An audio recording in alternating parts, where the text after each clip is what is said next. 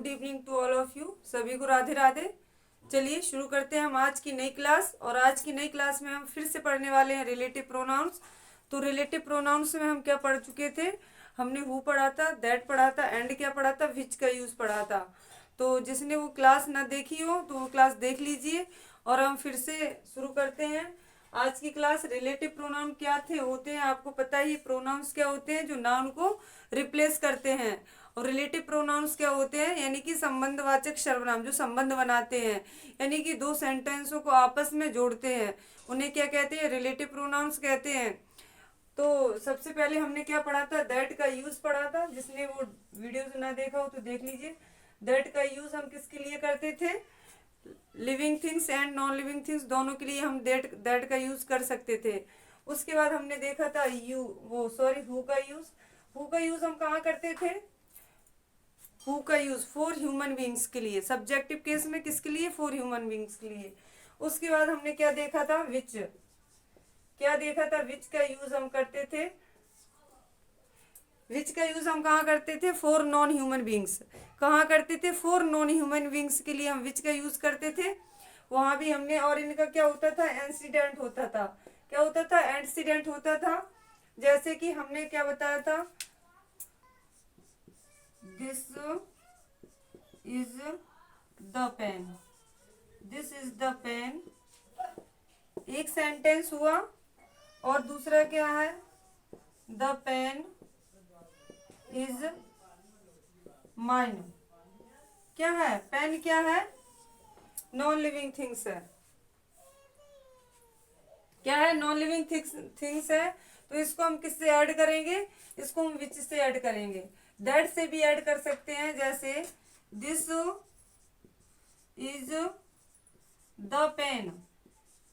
This is the pen, यह एक pen है। विच इज माइन, जो मेरा है। This is the pen. अब इसका इंसिडेंट क्या था? यानी कि पहले से क्या, यह वही पेन है जो मेरा है। यह कौन सा पेन है? वही pen. This is the pen, यह पेन है जो किसका है? मेरा है।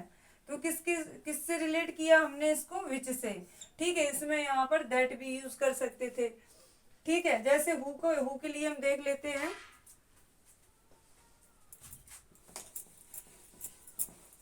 हु के लिए हम देख लेते जैसे हियर इज द बॉय। क्या है? यहाँ क्या है? एक लड़का है। दूसरा सेंटेंस का है the boy is my brother. Here is the boy, the boy is my brother. यहाँ एक लड़का है और वो लड़का कौन है? मेरा भाई। अब इसको किससे रिलेट करेंगे? Here is the boy. The boy, इस द बॉय को हम नहीं लिखेंगे, इसकी जगह क्या लिखेंगे? हु इज माई ब्रदर, जो मेरा क्या है? Sorry, my brother. BROTHER। Who is my brother? BROTHER। तो इसका इंसिडेंट क्या है? The boy. क्या है? द बॉय है। ऐसे ही इसमें जो व्हाट का हम पढ़ेंगे, क्या पढ़ेंगे हम? व्हाट पढ़ने वाले हैं।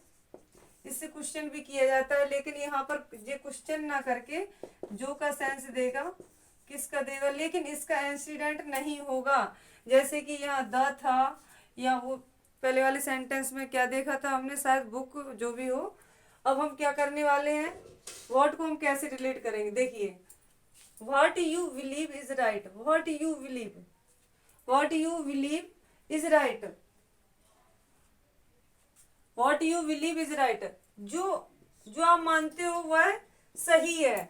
जो आप मानते हो वो सही है। अब आप क्या मानते हो और क्या सही है नहीं पता है, यानी कि जो पता ना हो, उसके लिए हम किसका यूज करेंगे? हम व्हाट का यूज करेंगे।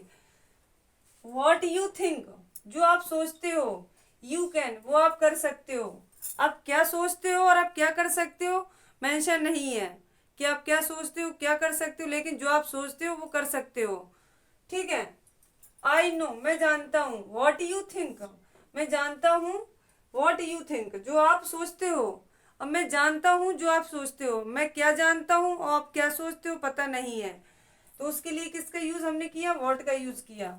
आई से मैं कहता हूँ, व्हाट आई मीन, जो मेरा मतलब है। आई से मैं कहता हूँ, व्हाट आई मीन, जो मेरा मतलब, मैं क्या कहता हूँ, मेरा क्या मतलब है।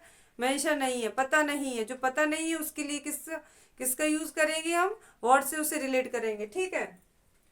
ही फाउंड, उसे मिल गया। What he was looking for, जिसे वो ढूंढ रहा था। ही फाउंड, उसे मिल गया। What he was looking for, जिसे वह ढूंढ रहा था। अब उसे क्या मिल गया, वह क्या ढूंढ रहा था पता नहीं है, मेंशन नहीं है, तो किससे रिलेट किया हमने, वर्ड से रिलेट किया। तो वर्ड कौन सा प्रोनाउन हुआ यहाँ पर, रिलेटिव प्रोनाउन हुआ। और पता है ये क्वेश्चन पूछने के लिए भी हम वर्ड का यूज करते हैं और इंटरोगेटिव सेंटेंस में वर्ड का यूज करते हैं। तो आई होप कि आपको समझ में आ गया होगा।